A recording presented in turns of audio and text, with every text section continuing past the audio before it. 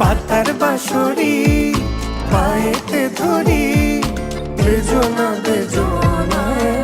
Coke studio বাংলার চতুর্থ সিজনের তৃতীয় গান পাতার বাঁশরি প্রকাশের পর থেকেই প্রশংসায় ভাসছে।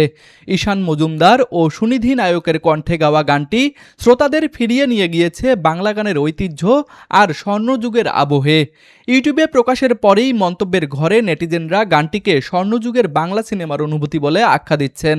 অনেকের মতে গানটি শুনলে মনে হয় যেন ঐতিহাসিক পানাম নগরের কোনো জমিদার বাড়ির গানের আসরে বসে আছেন।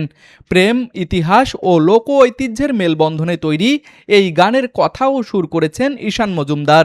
গীত রচনা করেছেন ইলিয়াস হোসেন। সঙ্গীতায়োজন করেছেন অদিত রহমান এবং পুরো সিজনের কিউরেশন ও প্রযোজনায় রয়েছেন সায়ান চৌধুরী অর্ণব। গানটির আরেকটি বিশেষ আকর্ষণ হচ্ছে এর মিউজিক ভিডিও। প্রচলিত স্টুডিও সেটের বদলে ভিডিওটি ধারণ করা হয়েছে নারায়ণগঞ্জের ঐতিহাসিক সোনারগাঁওয়ের পানাম নগরে, যা গানের নান্দনিকতাকে আরও সমৃদ্ধ করেছে। গত শনিবার সন্ধ্যায় প্রকাশের মাত্র 14 ঘন্টার মধ্যেই পাতার বাঁশরি ইউটিউবে প্রায় 2,95,000 ভিউ অর্জন করেছে, যা গানটির প্রতি দর্শক শ্রোতাদের ব্যাপক আগ্রহেরই প্রমাণ। বিনোদন ডেস্ক, RCTV।